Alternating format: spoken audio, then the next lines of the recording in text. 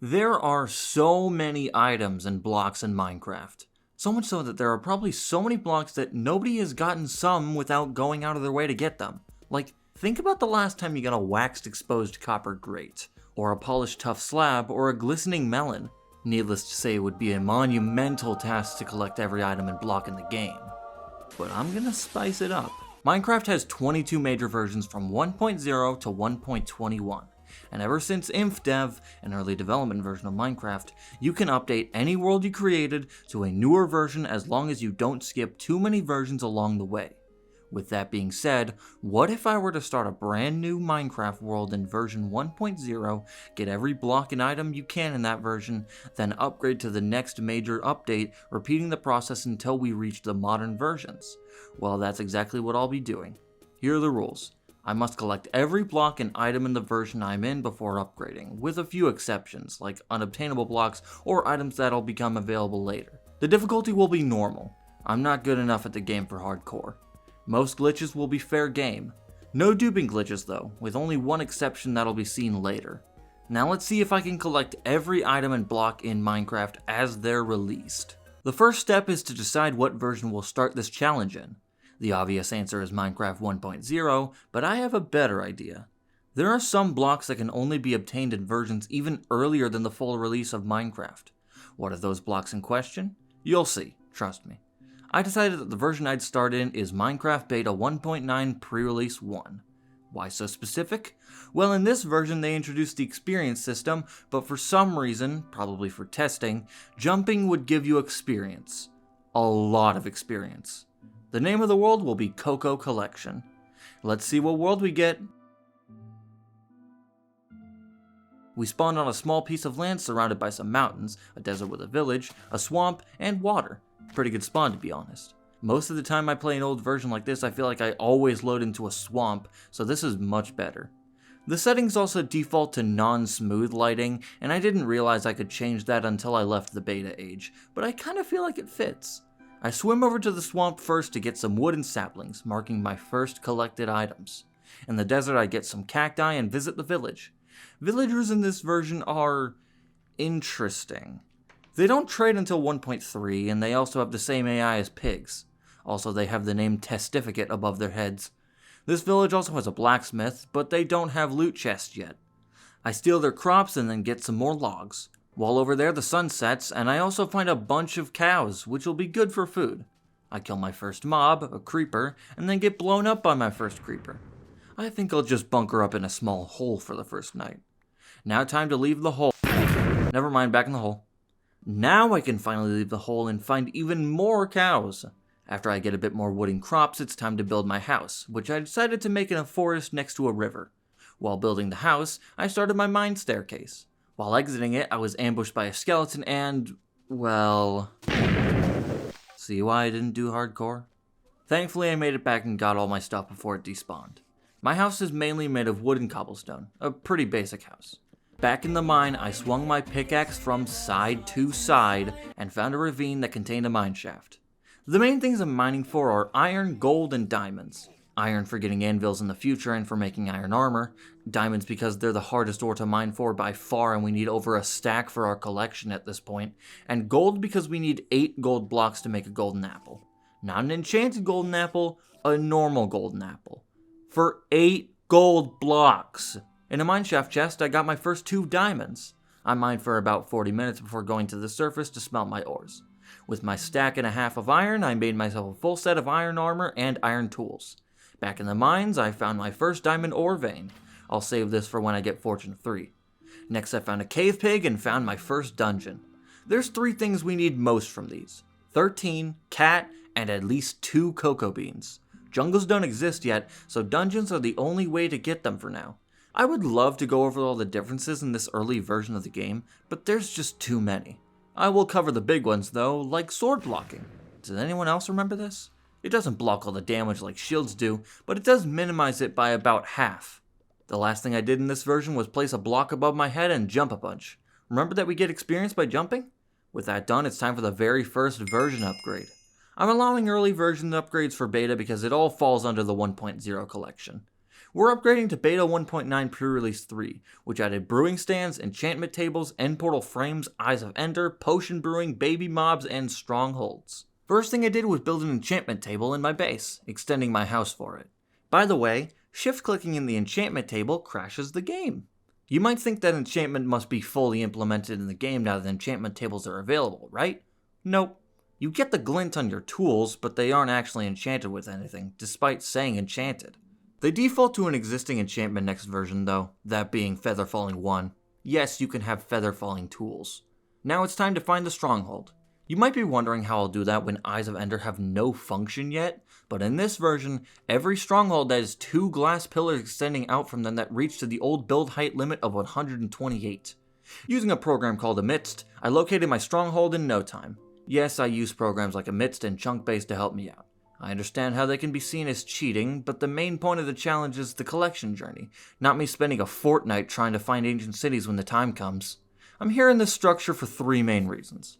All the types of stone bricks, apples, and the end portal frames. Yep, that's right, you can obtain the end portal frames in this version. Also, the only way to get apples until 1.1 was from strongholds, which shouldn't be as funny as it is. Like, you travel all this way, brave the Nether and the Endermen, and your reward is a fruit. Anyway, time to show you how you get end portal frames in this version. Yes, this is what they used to look like. All you need is a piece of TNT and a button. Clear the lava around the portal, place the TNT in the center, place the button below it, and press the button. The TNT blows up, dropping the end portal frames. Thank you for watching my epic Minecraft tutorial. I'll see you in the next one. Now time for the next version upgrade, this time to Beta 1.9 Pre-Release 4, which added Glistening Melons, Splash Potions, an unfinished Ender Dragon, the End Dimension, and fully implemented Enchanting, giving us all of these enchantments. The main enchantment I'm interested in is Silk Touch. Not only does it give us access to a lot of otherwise unobtainable blocks like ores and grass blocks, in this version, there was virtually no limit to what you could Silk Touch. You might have noticed me not mining the mob spawners, and there's a good reason. You can mine mob spawners and have them drop using Silk Touch in this version. Not just that, but also Infested Stone. First we need to get about 30 bookshelves. In modern Minecraft, you need 15 bookshelves to get level 30 enchantments, but before 1.3.1, the max level for enchantments was 50. So I planted some sugarcane and went AFK. After a few hours of back and forth AFK and wood chopping, we have all the bookshelves we need. I can't find the footage of me enchanting, but I ended up getting a Fortune 3 iron pickaxe and a Silk Touch diamond pickaxe. I also can't find the footage of me getting 14 diamond ore. I promise I didn't go into creative, you can't even do that in this version. And mining those got me 37 diamonds, which I used to make a diamond block, full diamond armor, and a jukebox. I also ended up getting 2 cocoa beans. Man, why did I have to lose this piece of footage? I got so much good stuff. To get the rest of the diamonds I needed, I used an X-ray glitch using a piston and TNT. I get how this could be seen as scummy, but I just wanted to move on from diamond mining, and hey, you gotta admit this is cool! After a long time, I finally have all the diamonds I need to make all the diamond tools and an enchantment table. I also have all the ores I need besides just 1 diamond ore. Next I need to find a snow biome for snowballs, snow blocks, and ice. By the way, cows have 2 udders for some reason in this version. Luckily, there's a snow biome close to my home, so 1 quick trip there and we have everything we need from that biome. Next, I went back to the stronghold to get some infested stone, or as it was called for a while, a monster egg. I also get what's called a seamless stone slab, which should not exist and won't forever, but I'll use it as a stand-in for what's now called smooth stone. When I get back home, I decided it's time to start cataloging the items and blocks. I'm going by release of the blocks and items based on the order they're listed on the Minecraft wiki. The blank spaces are for either things I don't have yet or things that can't be obtained yet. Now it's time to get the diamond ore using the same glitch I used earlier. In this skeleton dungeon I find my first music disc, Cat. Eventually I finally find some diamond ore. Now it's time to craft and gather all the random things for the catalog. I can't go over everything I cataloged, but you can see some of the things that got in these chests. I also enchanted a diamond sword and got looting 3. Just ignore the other thing I had. Around this time, I decided it's finally time to upgrade to the full release of Minecraft in version 1.0, as well as turn on smooth lighting, which makes the game look so much better. I get 13 from a skeleton killing a creeper, even though I already had one and I didn't notice, and now that I've cataloged every item and block I could for now, it's time for some cleanup. And if by cleanup you mean opening a whole Pandora's box by entering the Nether, then yes, cleanup. I decided to make my nether portal look like a ruined portal, and I like how it looks. What we need from here is netherrack, glowstone dust, soul sand, nether brick stairs and fences, blaze rods, nether wart, and ghast tears. You might be asking, what about magma cream? Well, we'll get to that. I located a nether fortress quickly and go straight to the blaze spawner. I got 20 blaze rods, which should do for now. I can always come back and get more after all. Next I go to a slime chunk, outline it, and start making a big room for them to spawn. While doing that, I almost get murdered by a skeleton and find a, slime. Guess I don't need to make the slime spawning room? Next is enderman farming, and the best way to do that in this version is to find a desert and just run around waiting for them to spawn. I realize that I'm also kind of running out of food options, but that's fine because placing a monster spawner defaults it to a pig spawner, giving us an infinite food supply. That slime we killed also dropped exactly 4 slime balls, which is the perfect amount. One is used for a sticky piston, one is just for the collection, and 2 of them are for crafting magma cream, which is the only way to get them in this version. Yeah, even though magma cubes exist, they don't drop any magma cream. Now time for the only case of duping we'll do, and the block we're duping is the end portal frame. What you do is put 2 water buckets in front of a nether portal and a crafting table near the base of the water, enter the crafting table while in the flowing water, put the item in there, and when you cross the nether portal, you can go pick up a glitched version of the item that can create an infinite amount of itself. I only got 12 for the portal, and then I made an area to put my end portal. Yep, my home's backyard is an end portal. Next I'm gonna bridge in the nether to get to a mushroom island. While doing that I was being terrorized by ghasts, and while trying to kill them... well, shit. I got my items back, but I lost my enchanted diamond sword, sadly. At that moment, I decided to just dig in the ceiling. I made it and got the mycelium and the 2 mushroom blocks, which have the same texture in this version, but they are different blocks. Now it's time to go mining for lots and lots of gold. Remember, we need 8 gold blocks to make a golden apple, so we'll need at least 72 pieces of gold. I mined for about an hour to get enough gold, and once they were all done smelting, it was time to craft the golden apple. The only epic rarity item in this version, by the way. Oh, how the mighty have fallen. The next step was to brew a ton of potions. I need 2 per each type, 1 for regular and 1 for splash. I brewed for about 20 minutes and now I have every type of potion I need. There's only one thing left to do in this version before upgrading. Defeat the Ender Dragon. I enter and have to Ender Pearl to the island. Right when I get over there, she does... this, and I accidentally threw Ender Pearls at a tower instead of using my bow. Despite the rocky start, the rest of the fight is easy. In early Minecraft, the amount of pillars are random, and all the Ender Dragon will do is charge you. It's honestly a really boring fight. The dragon doesn't even make any noise. After the most riveting fight ever, we win and get 109 levels from her. I of course didn't forget to take the dragon egg while leaving, and with that, we have everything we can get in Minecraft 1.0. You might think that we're going to 1.1, but 1.1 only introduces spawn eggs, which we obviously can't get in survival, so we're actually going to 1.2, which was a massive turning point for Minecraft. This was the update that introduced jungles and the anvil file format. As a consequence though, some of our existing biomes will be changed to different biomes. It's no big deal, it's just kind of funny. This collection is a lot easier than 1.0, as all we need to get is the jungle items, a fire charge, and a redstone lamp. Chiseled stone bricks and bottles of enchanting are also added in this version, but those will become collectible in 1.3. Across this mountain I found a small jungle and got everything I needed from it. What I'll do for every update is build something small to represent the update and what it added. For this update, I just built a small treehouse. It's awful. We have all the blocks and items we can get for now cataloged in this update, but we're not done yet in this version because 1.1 made all the music discs available from creepers killed by skeletons. After 3 nights of disc grinding and a lot of creeper explosions, we have all the music discs we can get in this version.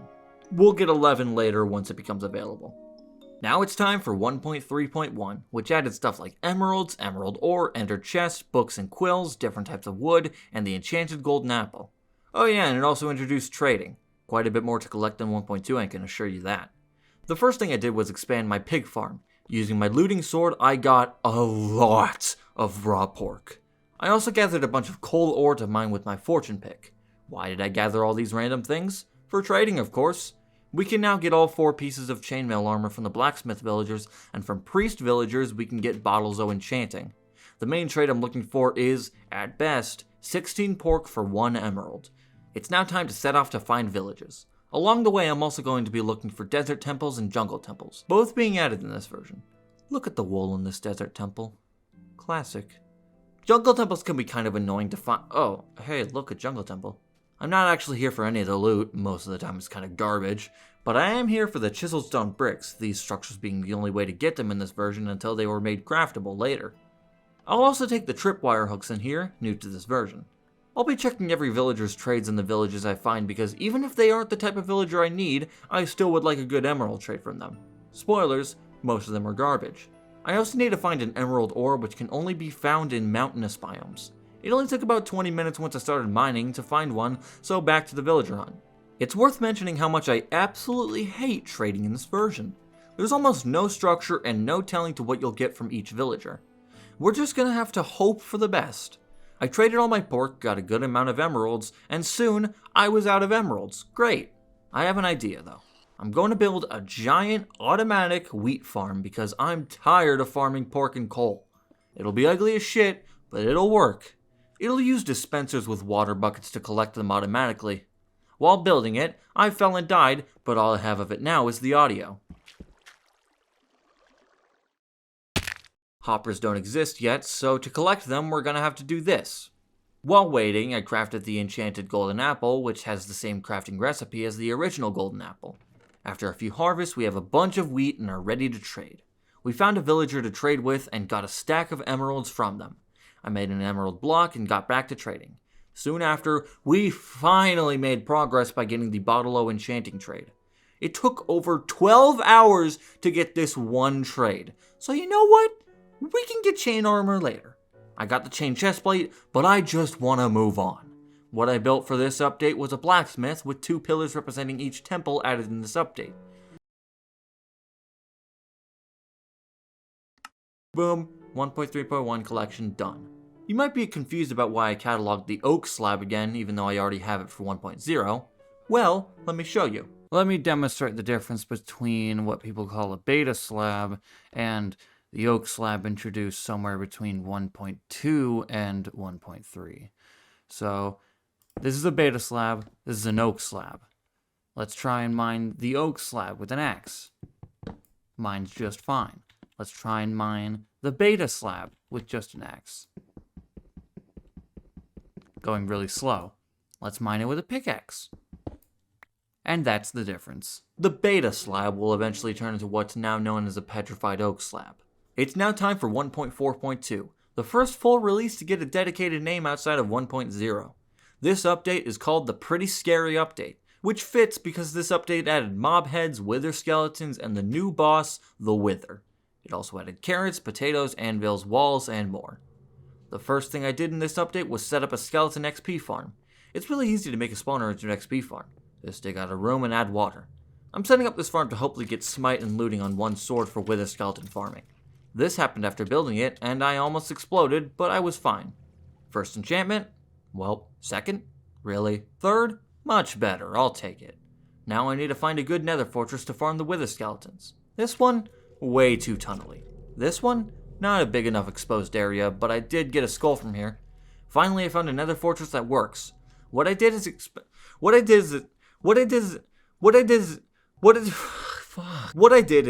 the nether fortress platform to give more spawn opportunities for the wither skeletons.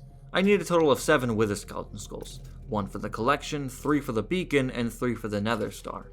In the middle of grinding, once I reached past level 30, I enchanted my bow and got power 4, which I'll take.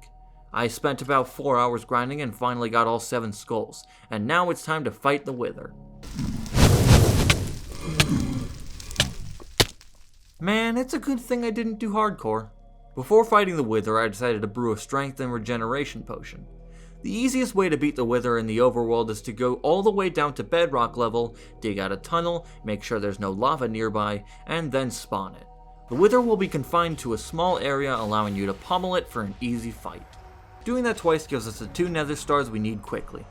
Next thing to try and get is carrots and potatoes, which can both be dropped by zombies. I got the carrot fairly fast, but the potato was annoyingly stubborn. With the carrot, I made 3 golden carrots, 2 for the potions of night vision and invisibility, and a carrot on a stick. While waiting for night, I went iron mining because I need all 3 types of anvil: normal, chipped, and damaged. The easiest way to damage them quickly is just...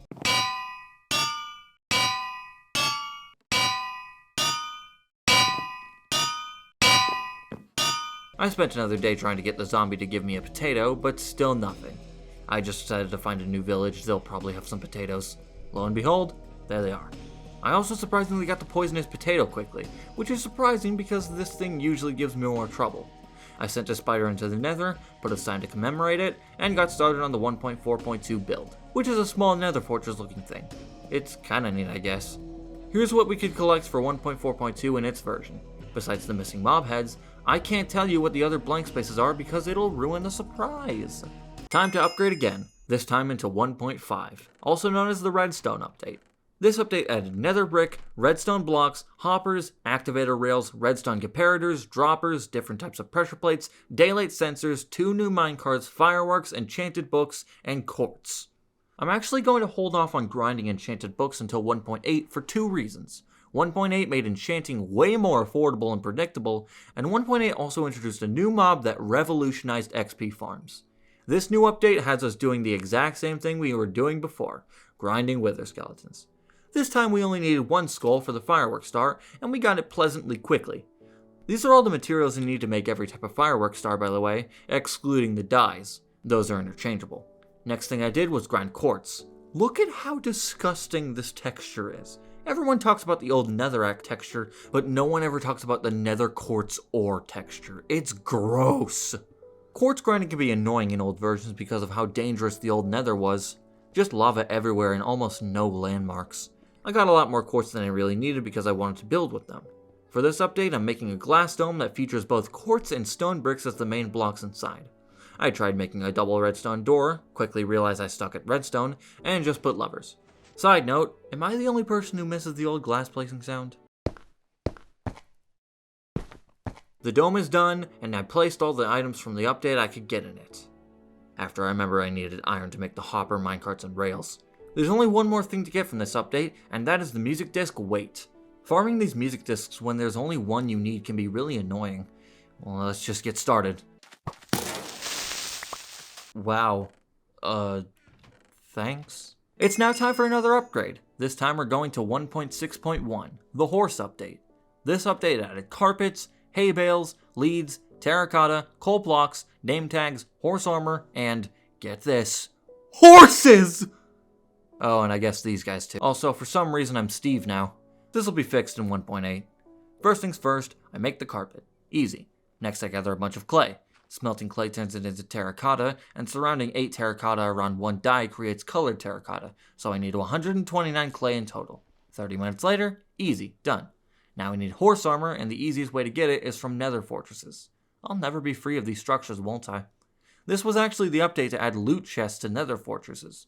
In other words, this update finally made nether fortresses worth caring about. First chest, iron horse armor. 4th, gold. 6th, diamond. Easy W. Next, name tag, which can only be found in dungeon chest. You might think this'll be hell, but it's time for Old Reliable to make one last appearance. This glitch is finally fixed in 1.7.2, but we can use it to quickly locate a dungeon in new chunks and find the name tag. For this build's update, I built a birch bridge leading to a horse stable. What horse's stable?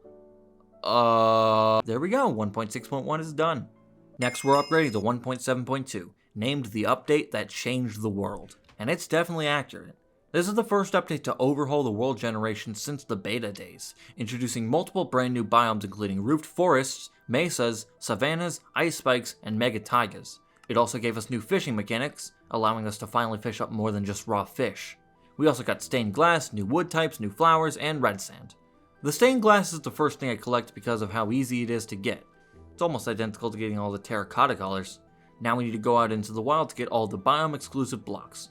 Some examples are all the flower types, podzol, dark oak, acacia, and packed ice. I find it kind of funny and annoying that while normal sand can be found absolutely everywhere, red sand can only be found in mesas. You know, while this update introduced a lot of blocks and items, a lot of them are really easy to collect. The main problem I was having during my world trotting was inventory management. Some people think inventory clutter is only a new thing, and I'm here to say it definitely isn't. If anything, it's slightly better with bundles existing.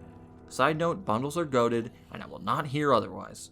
Back at home, I built a 1.7.2 build, which is just a dark oak and acacia house, and now we need to do a bunch of fishing.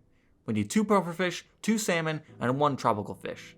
It only took about 20 minutes of fishing to get every fish we needed, and surprisingly, we're already done with 1.7.2.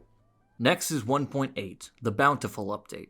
This update added stuff like banners, different types of generic rocks, prismarine, iron trapdoors, slime blocks, armor stands, red sandstone, different types of wood variants for doors, fences, and fence gates, rabbits, endermites, guardians, and ocean monuments. But before we get to experience any of those fun things, we need to do something very monotonous. Remember when I said this? I'm actually going to hold off on grinding enchanted books until 1.8 for 2 reasons. 1.8 made enchanting way more affordable and predictable, and 1.8 also introduced a new mob that revolutionized XP farms. Yeah, well, it's time. The mob that I alluded to was the Endermite. Endermites have a 1 in 10 chance of spawning every time you throw an Ender Pearl. Endermen also absolutely hate Endermites and will kill them on sight.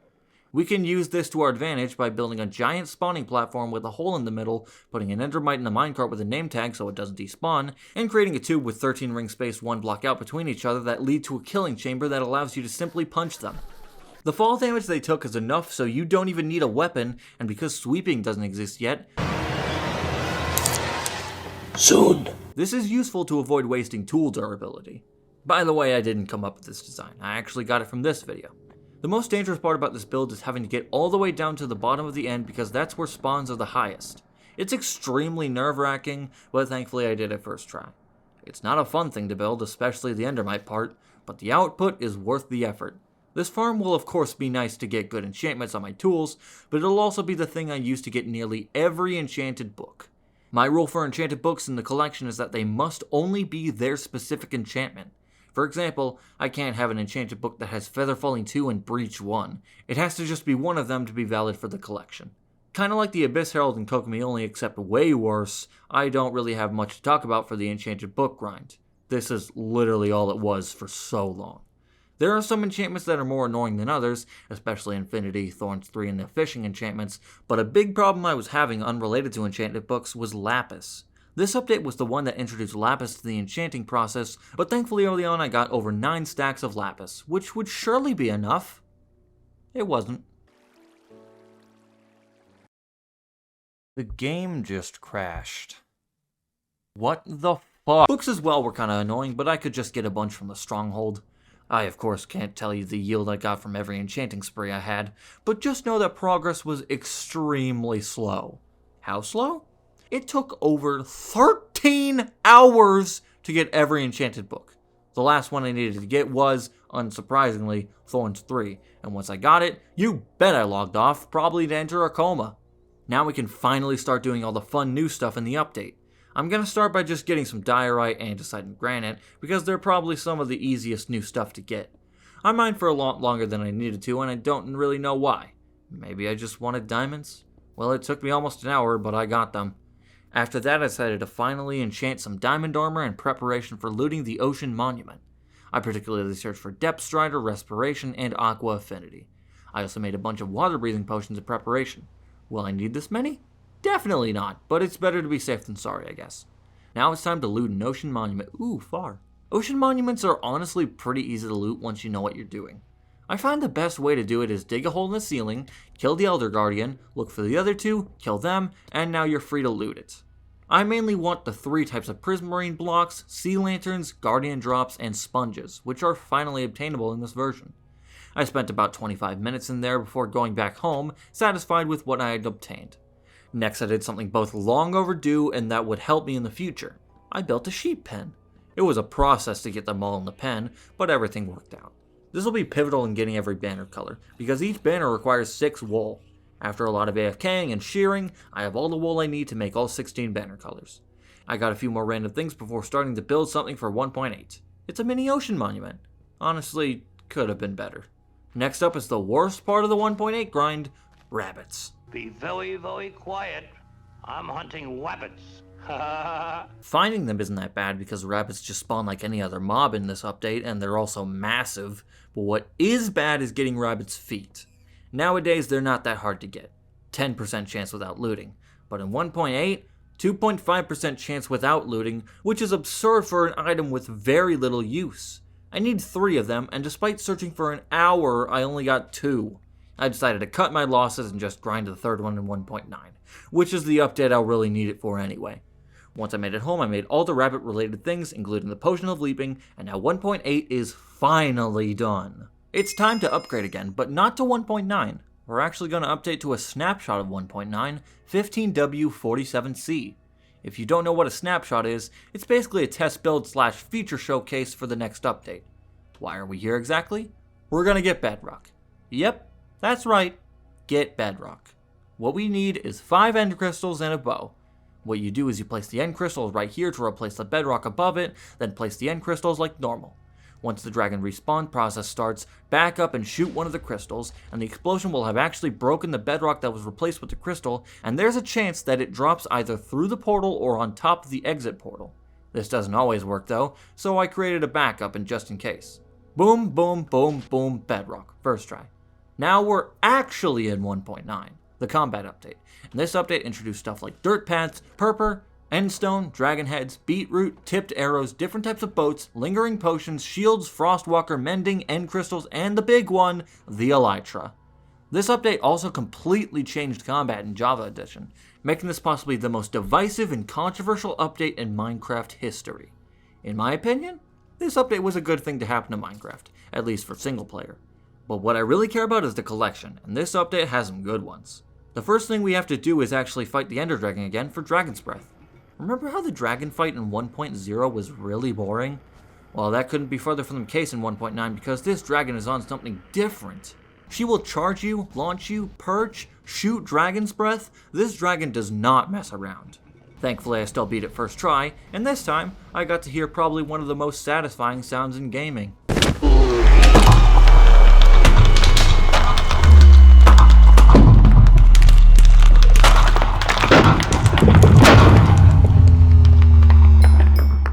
Beating the dragon also gives us an end gateway to the Outer End Islands, where we'll find the new structure, the End City. The main thing we want from here is the elytra, as well as some purpur and end rods. You might think we also need shulker shells, but shulkers actually don't drop anything in this version. After about 30 minutes, I got 5 elytra, as well as some purpur, end rods, and a dragon head. What'll I build for 1.9? An end ship. Yep, I'm gonna steal an end ship and build it at my base. The Minecraft Wiki's blueprints were a massive help with building this thing, and I think it turned out pretty nice. It's now time to make all the lingering and tipped arrow versions of all the potions, and to start I went and got more nether wart because I was running low. Don't mind me getting visually jump scared by 2 burning skeletons as they enter the nether. A lot of these are really easy to make quickly, but the damn leaping potion is still holding me up. Thankfully with this update, deserts became bastions for rabbits, so once I found one, I quickly got the rabbit's foot. I need 2 lingering potions per potion because tipped arrows require a lingering potion, which is annoying because a lot of tipped arrows are absolutely useless. Like, when do you think you'll ever use the arrow of leaping? Believe it or not, I'm actually done in 1.9. I know there's a lot of empty space, but there are just a lot of items we can't get yet. I'm also waiting to get mending and frostwalker when villagers get their overhaul in 1.14. Now time for 1.10, the Frostburn update. This update introduced 4 blocks. They're all craftable. I made an igloo for this update. It's kind of cute. Next update. 1.11 is the exploration update, and this update introduced observers, shulker boxes, totems of undying, curse of binding and vanishing, and 2 explorer maps. It also introduced woodland mansions, which are to this day the most sparse structure in the game. What I'm gonna do is plant a bunch of carrots in this once wheat farm and get a bunch of emeralds to try and get the explorer maps. This pays off because I find a goated villager who will trade 15 carrots for 1 emerald and 15 potatoes for 1 emerald, giving me a bunch of emeralds to spend. Pretty quickly we get ourselves both of the explorer maps and are ready to find the woodland mansion. I will admit I used chunk based after getting the explorer map, but this thing was nearly 50,000 blocks away, okay? Traveling on the nether roof made this a lot easier as well. All we need from here are totems, but I'll still be looting the whole thing.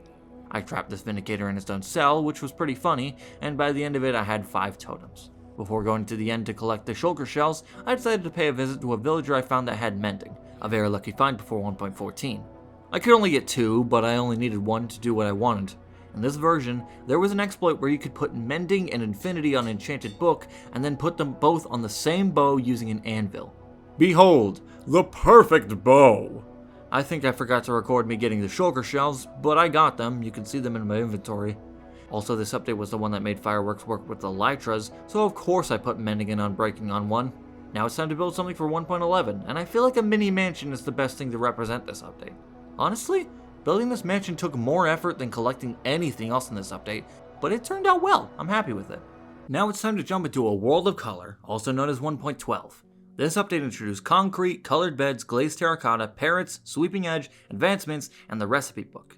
Small but good update, I'd say. Nothing in this update is hard to get, like, at all, so I'll just say that everything was easy and very colorful to get.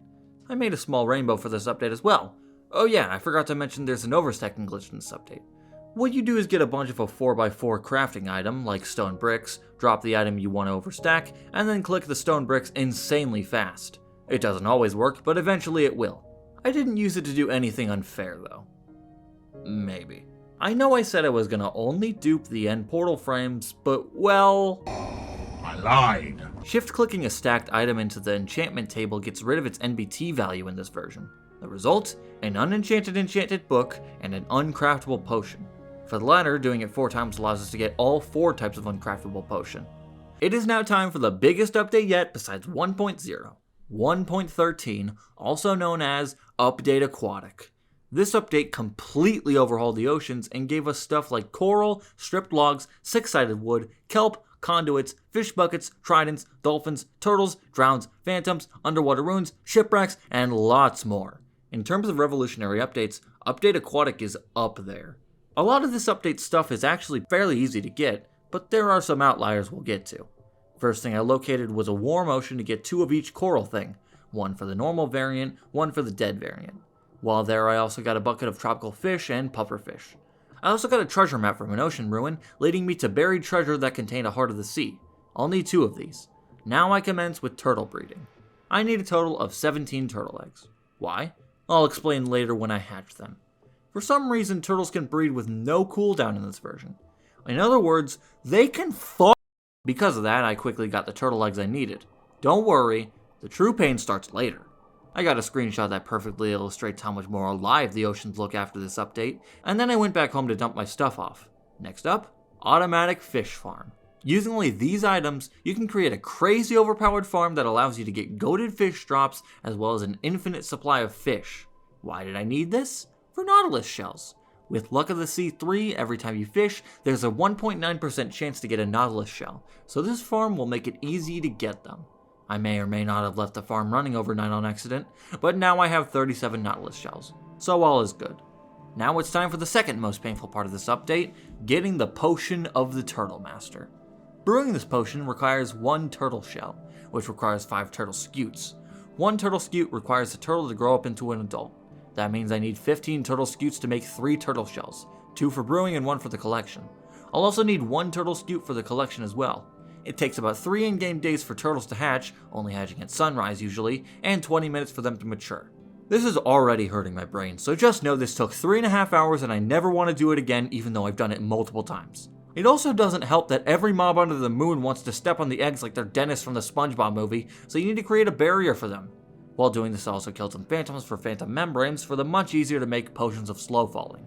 I finally have all those brewed, but now it's time for something arguably even more annoying to get, the trident. The only way to get a trident in this update is to kill a drowned holding one, which only has a 6% chance to spawn and an 11% chance to drop it with looting 3. Not very good odds, so what I decided to do is build a trident farm. The first one I built looks like it was going well until... oh. The tutorial I was following used the 1.18 build height to its advantage. The next one I built used a villager and a hole in the ocean to bring drown near it. But, while it worked, it was unbearably slow. At last I landed on this one, which actually works for pre-1.18 build height limits. It also uses a lava cast to fill in giant parts of the farm, which is honestly genius. With the trident farm finally working, I let it run overnight. When I came back, the yield was impressive. Combining all of them gave me a full durability trident for the collection. For the build, I made a small ocean ruin. The pain of 1.13 is now done. Now it's time for another detour, this time to the April Fool's update known as 3D Shareware. The gimmick of this update is it's supposed to look like an old unregistered PC game. Also, for some reason, there's a bunch of flaming barrels scattered throughout the world. The game also sounds like this. Yes, this version is grating to play, why do you ask? What we're searching for is the Potion of Luck in all of its variants, which can spawn in these barrels. There's also an off chance we find the Multi-Shot 12 crossbow. Yes, Multi-Shot 12. It took about 30 minutes to find all of them, which is 30 minutes I spent at this update that I'll never get back. I put the items into a chest, marked down the chunks, found it on MCI Selector, and pasted that chunk into my Coco Collection world. Boom! Now we have all the types of luck potion as well as a Multi-Shot 12 crossbow. Now it's time for 1.14, also called Village and Pillage. This update added a crazy amount of decoration blocks, bamboo, 3 new flowers, a bunch of brand new workstations, the bell, leather horse armor, scaffolding, lanterns, campfires, banner patterns, ominous banners, suspicious stew, berries, pillagers, ravagers, raids, wandering traders, pandas, and a complete overhaul of both villages and trading. Oh yeah, and the game looks completely different now. Another absolutely revolutionary update, I'd say. The first thing I did in this update is something I can only do in this update, which is combine protection enchantments. Yeah, in this version you can do that. I don't know why, but you know I'll be taking advantage of it. Say hello to my completely overpowered armor. First things first, I need to get an enchanted golden apple for the Thing banner pattern. Not too long and we have one. Next I find a pillager tower where I get a crossbow, an ominous banner, and block.minecraft.illager banner. Don't ask. When I got home, I forgot I got a villager and I accidentally started a raid. Even though I don't even know where the villager went. After the first wave the raid ended, by the way. I then made the skeleton killer, which has smite 5 and looting 3. I made this to get 4 wither skeleton skulls. 3 to spawn the wither to get 2 wither roses, and 1 to make a skull charge banner pattern. It only took around 30 minutes to get all 4, and instead of mining a tunnel at bedrock to fight the wither, I decided to fight it in the overworld to make it easier to get the wither roses. It thankfully went well, and now I can make the wither rose suspicious stew when I get to that. Honestly, everything else I needed to get is kind of just miscellaneous stuff like the other banner patterns and job site blocks. I also made every type of suspicious stew, not that you can really tell. Before I left this update, I finished off my perfect armor and made a pillager tower to store the 1.14 items. Now it's time for 1.15, Buzzy Bees, which is a break from the big updates. It introduced beehives, bee nests, honey bottles, honeycomb, honey blocks, honeycomb blocks, and bees. Growing oak trees near flowers has a chance to make the tree generate with a bee nest, and I thankfully got 2 bee nests pretty quickly. Putting a campfire below them also makes it so when you harvest from their nests, they won't attack you. After no time at all, we have all the 1.15 items and can quickly move on. Side note, bees are one of my favorite Minecraft mobs, and I will not debate anyone on that. Now it's time for what is commonly considered one of the best Minecraft updates ever, 1.16, the Nether update. This update introduced too much to go over, but I can cover some of the highlights. Netherite, blackstone, respawn anchors, basalt, lodestones, warped and crimson wood, chains, soulfire, pigstep, bastions, ruin portals, piglins, hoglins, striders, 4 new nether biomes, and a complete overhaul of the nether generation. Before jumping into 1.16 itself, we need to take a trip to 20W16A, which was when bastions were introduced. We need to find a treasure bastion specifically, and I'll show you why when we find it. On my way, I found a few non-treasure bastions, and from them I got some good stuff, like pigstep, a snout banner pattern, a lodestone, a netherite shovel that I left because I had a cursed enchantment, yes, bastions used to be able to have netherite tools and armor, and some netherite scraps. After a while, I finally found one. Why did I need this specific kind of bastion? Because in the lava moat, there is a naturally generated barrier block. For some reason. We can't get it in this version, but there will come a version where we can actually obtain the barrier block. And before you ask, of course this is not in the game anymore. We also got a netherite sword from inside the bastion, and once we're home we can switch to 1.16. Here's the thing about this update. A lot of the blocks and items are actually pretty easy to get, like all the warped and crimson wood things and the blackstone variants. We even got some of the things that could be hard in this update, like pigstep and the lodestone. The big grind in this update is the netherite grind. To summarize, we need 4 pieces for all the tools, only 4 because we already have the sword, 4 pieces for the armor, and 9 for a netherite block. That adds up to 17 netherite ingots. 17 times 4 equals 68. Subtract that by the netherite scraps and ancient debris we already have, we need a grand total of 56 ancient debris. How will I get all that ancient debris? Using TNT! Every time I need to make a TNT farm, I use this one made by Voltrox. Its yield is amazing and it's completely AFK. If you need one, I recommend this one above every other one. Before long, I have 11 stacks of TNT and I'm ready to start blowing up the nether. The really nice thing about using TNT is that it won't blow up the ancient debris because of its really high blast resistance. After about an hour and a half and a lot of lava dodging, we have all the ancient debris we need, and after smelting them, we can finally get the rest of the netherite things we need. I even had some extras to make most of my goated armor netherite as well. I decided to make my 1.0 ruined portal the housing place for my 1.16 items, and now 1.16 is done. Now it's time for 1.17, also known as Caves and Cliffs Part 1, or as I like to call it, why? This update is basically a blueprint for 1.18. It has all the blocks, but almost none of the changes. All it really has is amethyst, axolotls, and copper. However, a lot of these items are still obtainable in 1.17, so let me rattle through a few of them. Deep slate, moss, dripstone, candles, amethyst, calcite, all the copper blocks, copper ore, all the deep slate ore, raw blocks, axolotl buckets, and glow item frames. The only way to get all the deep slate stuff is to go low in the world so you can find deep slate and tough blobs. God, this update is lackluster. So what I did is find a mountain biome in new chunks, dig down, and hey, look at that, dripstone as well. The first deep slate ore I got was coal, which is no surprise. The reason I chose a mountain biome is because of deep slate emerald ore. Deep slate emerald ore is no doubt one of the hardest blocks to find ever since 1.18, but in 1.17 all we need to do is find one that generates in a deep slate or tough blob. I got very lucky and found some water containing an axolotl. I quickly made a bucket, because I forgot to bring one, and now I have an axolotl. Next I find deep slate iron ore, then diamond and redstone, then gold, then emerald, then lapis, but for some reason deep slate copper ore is still giving me trouble.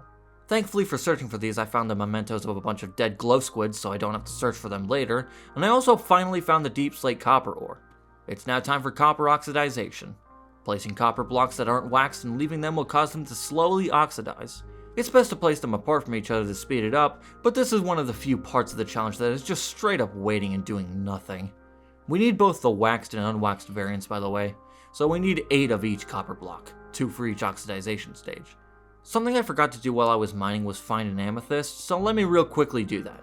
I got the amethyst clusters in their 4 stages of growth, some amethyst shards, some amethyst blocks, some calcite, and some smooth basalt.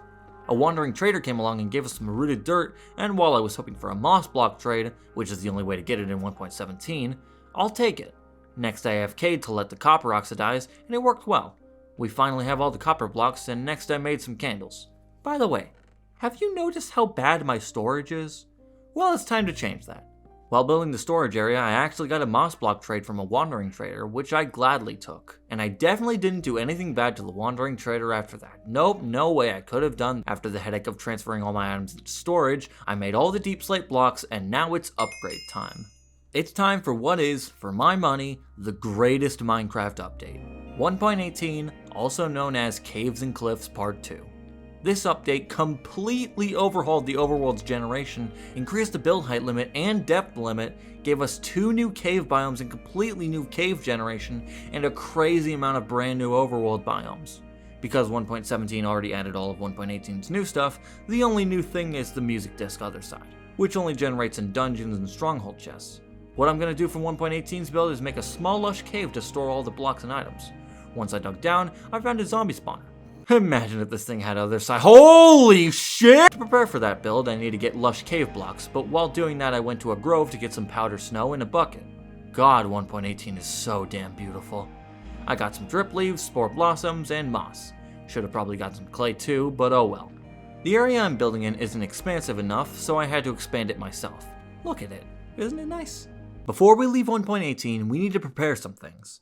The next update we're going into isn't going to be 1.19, it's actually going to be another April Fool's snapshot, this time the 1 block at a time update. In this update, you can use droppers to make any block fall like lit TNT, and by using a file name exploit, you can run any world in an April Fool's snapshot, which you usually can't do.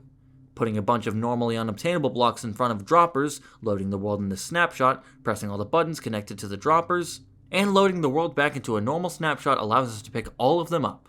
Using this, we got the farmland, dirt path, infested cobblestone, infested stone bricks, infested mossy stone bricks, infested cracked stone bricks, infested chisel stone bricks, infested deep slate, chorus plant, and barrier in item form. Remember the barrier block from the bastion? Told you we'd be able to get it. Oh, but if you thought we were done in this version, think again. In this April Fool's snapshot, every enderman in the end will spawn holding a random block. This can be literally any block, including stuff like command blocks and Steve's head. All we gotta do is put ourselves in this chamber and wait. And after a while, your main end island is ruined. Using this, we got all the mob heads including Steve, the budding amethyst, jigsaw block, structure block, and all 3 types of command block. What a curse to yield. Now we're upgrading to 1.19, also known as the Wild Update. This update introduced mangrove wood, mud, frog lights, chests with boats, goat horns, the deep dark, ancient cities, wardens, frogs, tadpoles, and my absolute favorite mob, the allay. Look at how cute it is! First thing I did was find a mangrove swamp to get the new wood, as well as some mud and some propagules. Once I get back, I craft all the mangrove blocks and mud blocks. The next thing I do is get a bunch of wool for my sheep. Why? Because we're going to an ancient city. I don't think I'm alone in saying that these are some of the most nerve-wracking structures to loot. Any sound you make can be picked up by the sensors to set off a shrieker, and the only way to get around it is wool. What we need is 10 disc fragments, 9 echo shards, swift sneak 1, 2, and 3, and all of the skulk blocks. I've looted multiple ancient cities before, but for some reason, this one was extremely nerve-wracking. This was thankfully the only one I needed to loot, but it wasn't without some mess-ups. I even ended up summoning the warden. Thankfully I could quickly leave, but still. Once home, I cataloged all the stuff, including crafting the recovery compass and 5. Now it's time to get the frog lights. I think I accidentally deleted the footage of me finding a treasure bastion, which is where I'll be getting my frog lights because in them is a magma cube spawner. After finishing preparing the area, I went to a mangrove swamp, made 2 frogs breed, waited for the frog spawn to hatch, and then put all of the tadpoles in a bucket. If you don't know, frog lights are obtained by having one of each frog type eat a small magma cube. The color you get depends on the color of the frog, and the color of the frog depends on the climate of the biome your frog grows from a tadpole in. For cold, I went with the deep dark. For temperate, I went with a river. For warm, I went with a savanna. Very slow, but pretty easy. Also from the bastion, I could finally turn my leggings and sword into netherite. For the 1.19 build, I made a mangrove mud house integrated into a mangrove tree. I think it turned out pretty good, and I used some blocks I never used before, like tinted glass. It is now time for one of the worst parts of this challenge. Not 1.20, but another April Fool's snapshot, this time the vote update. Every few minutes, there will be a random vote conducted on something usually dumb. For the purpose of this challenge, we need villagers to offer random items, fishing to be buffed, make it so you can fish anything, make mobs drop their spawn eggs, and get evil eyes, which basically makes you kill anything in one hit. We did end up getting some pretty entertaining stuff, like the one that gave us dream luck, which is probably the funniest one, but I legitimately reached the stronghold and lit the portal, and I still only had the villagers accept random items vote. So what did I do? That's right, we're gonna cheat. I just want to make progress, okay? This 100% doesn't mean everything is easy all of a sudden, but it means I can make progress. After beating the Ender Dragon, it's time to fish. If this is considered fishing. What I need from this is every type of spawn egg besides the Ender Dragon and Wither spawn eggs, which I can get from killing them with the vote applied. I should have already had the Ender Dragon spawn egg, but I don't think she dropped it for some reason, or it fell into the portal and I didn't get it in time. I also can get reinforced deep slate, frog spawn, the piglin head, and every type of goat horn, which I'll be doing too. Yes, this took nearly 3 hours. Are you still wondering why I said this was the worst part of the challenge? I did become an allay during this part, which was pretty cool. I can fly now. I also made sure to get 3 wither skeleton skulls from fishing so I could easily spawn the wither and get its spawn egg. Now it's time for villagers. I got 14 villager spawn eggs, 14 composters, a small room for me to constantly reset the trades by killing them, and a goal. What I need is the minecart with command block, light block, knowledge book, debug stick, structure void, and ender dragon spawn egg because I didn't get it earlier. And all of the villagers have a chance of trading them because I randomized the villager trades with this vote. After nearly 3 hours of doing this, thank you for keeping me sane, Wendigoon, we have all that we need from this update and can finally leave it. Just like with 3D shareware, I copy and pasted all the chunks that contained all the items I got from this version into my Cocoa Collection world. After spending a long time putting all the items where they need to be, it's time to actually start collecting for 1.20, Trails and Tales. This update introduced stuff like bamboo wood, cherry wood, hanging signs, 2 new plants, armor trims, pottery shards, relic, and sniffers. First thing I did was get every new thing that requires wood, including all the bamboo and cherry wood blocks. With the easy part of the update out of the way, it's time to get every pottery shard and armor trim. I already got the netherite upgrade and snout armor trims from a bastion when I was in the vote update, which count because it was legitimate, but the rest I still need to get. The first one I got was the rib armor trim just to get the nether out of the way. And of course when I didn't need one, I got a wither skeleton skull as well. How you get pottery shards is brushing them out of suspicious sand and suspicious gravel. Suspicious sand is found in desert temples, desert wells, and warm ocean ruins. Suspicious gravel is found in cold ocean ruins and the new trail ruins. Desert temples and cold ocean ruins have 4 unique shards each, warm oceans have 3 unique shards in the sniffer egg, desert wells have 2 unique shards, and the trail ruins have 8 unique shards as well as the relic disc and 4 armor trims.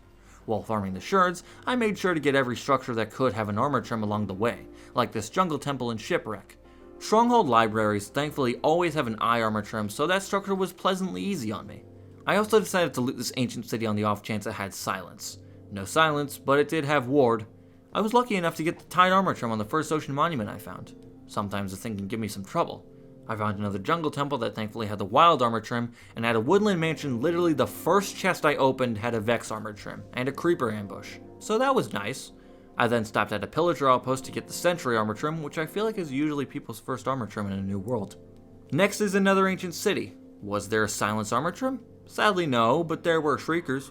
I really like all the exploration I've been doing in this update, visiting almost every structure in the process. What I don't like is entering an ancient city and immediately setting off a shrieker. Also no silence armor trim here. Alright, it's time to build a warden switch. A warden switch is basically something that prevents the warden from spawning by constantly triggering a shrieker in an area surrounded by water. Because only one shrieker can be active at a time, making a chunk loader by it will make it so wardens will never spawn in your world unless you accidentally step on a shrieker.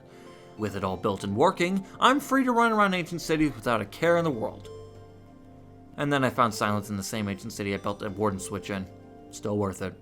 Now the only armor trim left to get is the spire armor trim, which isn't nearly as bad to get as silence. With all the armor trims found, it's time to drip myself out in some silence netherite armor with a diamond trim. Damn, I look good. All that's left is to loot some trail ruins. These things can sometimes be a little annoying to loot. They're kinda maze-like and it's very easy to accidentally destroy the suspicious gravel. Coupled with the fact we need 8 pottery shards, 4 armor trims, and a music disc, you can probably see why this structure can be a slog. In my opinion, it's kinda fun to dig up, but I definitely got a little annoyed sometimes. Once I had all that I needed from the trail ruins, it's time to actually obtain a piece of suspicious sand and gravel. Using a bubble column created by soul sand, you can actually force them to drop themselves, which is the only way to get them. It's probably not intentional, but of course I'm gonna do it. Now it's time to get the torch flower and pitcher plant, which can only be obtained from sniffers. Thankfully I have some extra sniffer spawn eggs, so I don't need to wait for one to grow up. Once I created the pen for them and spawned them in, I got started on the 1.20 build, which will be a cherry house. I think it looks cute. It didn't take long before I had what I needed from the sniffers, and the 1.20 collection is now done. We're now upgrading to the last major update as of February 2026, 1.21, also known as Tricky Trials. This update introduced a lot of stuff, but the most important things are crafters, new copper blocks, new tough blocks, 2 new banner patterns and armor trims, 3 new pottery shards, ominous bottles, 4 new potions, 3 new music discs, the heavy core, the mace, breezes, bogs, breach, density, windburst, and the brand new trial chambers. Most of that is pretty tough to get, don't get me wrong, but one stands out above the rest: windburst. Every time you open an ominous vault, you have a 5.5% chance of getting a Windburst 1 book. The Windburst level goes up to 3, and we need 1 for each level of Windburst, meaning we'll need 7 because we can only get level 1. If it takes an average of 18 ominous vaults to get 1 Windburst book, that means we'll need to open about 126 ominous vaults in total. Normally heavy cores are the annoying thing to get, but Windburst is so much worse. Chicken jockey! Chicken jockey! Despite me spending 8 hours just doing trial chamber after trial chamber, I don't think I have much to talk about for this update. Trial chambers are pretty easy for me because of my goaded armor and swords, and none of the mobs really do anything to me, especially the breeze, which is the main mob in the structure. By the end of it, I ended up going to 16 trial chambers, each taking around 30 minutes to loot. Hey, at least I got some really good loot out of it, like a bunch of emeralds, 6 heavy cores, a bunch of ominous bottles, and a lot of diamonds and iron. Once back home, I made the Windburst books. That's incredibly satisfying to look at. We're not done with trial chambers yet though, because we need copper, so I went back, got a bunch of copper, and then left. Thankfully I didn't need to wait for these to oxidize like last time because the trial chambers already have a lot of oxidized stuff. Next I brewed the new 4 potions: wind charging, weaving, infesting, and oozing. All of these can be brewed with easily obtainable materials, which made it pleasantly easy. Finally, potions that aren't a headache. For the 1.21 build, I made a room that looks like it came from a trial chamber. I think it turned out pretty well, and I like what I did with the heavy core. It's now time to upgrade to the latest Minecraft version as of February 2026, 1.21.11. All that's left now is to collect for various game drops and also do some version cleanup, mainly with enchanted books. The drops we're collecting for in order are Bundles of Bravery, The Garden Awakens, Spring to Life, Chase the Skies, The Copper Age, and Mounts of Mayhem. First is Bundles of Bravery. You'll never guess what this update had. We quickly get all the bundle colors, and for the Bundles of Bravery builds, what did the teaser have? What the fuck? It could have been worse, which is concerning. Next is The Garden Awakens, which added the Pale Gardens, which is where we'll be getting pale oak wood and resin. The best way to get a bunch of resin is just smacking a creaking over and over to spread resin onto the tree, and then once you're done with it, you can mine the creaking heart to kill it. Pretty easy drop to collect for, and for this update I decided to build a kind of decrepit pale oak house that's integrated with a tree. Honestly, it was both complicated and satisfying to build, and I like how it turned out. Next is Spring to Life, which added some new foliage like leaf litter and dry grass, 2 new eggs, new mob variants depending on the climate of the biome they spawned in, and 7 new explorer maps, which are the main annoying things in this update. The thing about the explorer maps is that villagers can only have certain types depending on their biome. For example, taiga villagers can only have Plains Village, Snowy Village, and Swamp Explorer maps. First I went to a Savannah Village where I got a Jungle Explorer and Desert Village map. Next I went to a Taiga Village where I got a Swamp Explorer, Snowy Village, and Plains Village map. The Plains Cartographer is the perfect for the last 2 I need, so I go there and quickly got the 2 maps I need from them. For this update's build, I made this. Kinda like what I did for Bundles of Bravery, but it looks better now. Next is Chase the Skies, which added dried ghast, harnesses, the music disc tiers, and happy ghast. Honestly, another really easy update to collect for. To store this update's items, I decided to put them all in a boat with a chest, then tether that boat to a happy ghast. Next is the Copper Age. Yay, more oxidizing. This update added a copper chest, copper chains, copper bars, copper lances, copper torches, copper armor, copper tools, shelves made by stripped logs, and copper golems. A really easy way to get the copper golem statues by making them already at their last oxidization stage so they turn into a statue really fast. For almost everything else, yeah, we just have to wait. Once that's all done, everything else in this update is actually really easy to get. For the Copper Age, I'm going to be making this teaser image as best I can. I think it honestly turned out really well, and I think it looks really good. Now it's time for the last drop as of now, Mounts of Mayhem. This version introduced Spears, Nautilus Armor, Netherite Horse Armor, Lunge, Nautilus, Zombie Nautilus, Parched, and Camel Husk. A lot of this stuff is honestly fairly easy to collect, but the Diamond Nautilus Armor is a different story. It is rarer than the Silence Armor Trim, and we need 2 of them. This is gonna suck. Nautilus Armor can be found in every water-adjacent structure with chests, which means ocean ruins, shipwrecks, and buried treasure. I actually got my first Diamond Nautilus Armor really quickly, which made me happy, and about an hour later I found the next one. When I get home I turn it into Netherite Nautilus Armor, and since I already made the Netherite Spear and Horse Armor, that's Mounts of Mayhem done. For this update's build I put a chest on the birch bridge I made a while ago, as well as got a Nautilus for my river. Now it's time for cleanup. First thing I got was the rest of the chainmail armor, which can sometimes be obtained from armorer villagers. It was a bit of an annoying process, but I got them eventually, as well as the tall fern, which was another thing I was missing. Next I need to get all the enchantments I missed, which I wrote down in a book and quill so I wouldn't forget. Most of them I could get from just the enchantment table, but Frostwalker 1 was really annoying to get because I needed to get it from a villager. I saw Mendigan Frostwalker 2 a lot, but it took forever to finally get Frostwalker 1. I think I lost my mind because after I finally got it, I blocked all the light from this room and beat the villager to death. Worth it. It's now time to get the very last item I need. Lava Chicken. Lava. To get this music disc, you need to kill a chicken jockey, specifically while the zombie is still riding the chicken. I find the best way to get a chicken jockey to spawn is just to stand in front of a zombie spawner waiting for one to pop out. It took about an hour and a half for a chicken jockey to spawn, but I messed up killing it. I spent another hour trying to get one before I decided I would just make something that made it so every zombie that spawned that wasn't a chicken jockey would fall in a hole to their death. I was going to leave it running overnight, but just as I was about to leave... Hello there. Well, I guess I don't have to AFK. You can literally see me freaking out as this happened. It was awesome. With this, the Cocoa Collection is complete. Oh yeah, and I guess there's Golden Dandelion. What an awesome challenge. I don't know any other type of Minecraft challenge that allows you to see the highlights of every version in such a fun and cool way. And to see the progress not only during each version, but for the complete collection, it's really cool. If you watched this entire video, thank you. I know this is different from my normal videos, and this is probably a really long video too, but I had a ton of fun with this challenge. I don't think I'll do another Minecraft challenge because, honestly, I don't know if there's anywhere to go after such an awesome challenge, but I'm open to other games like Pokemon. My next challenge will be going back to the Genshin Impact challenges with Razor only, but until then, I'll leave you with that.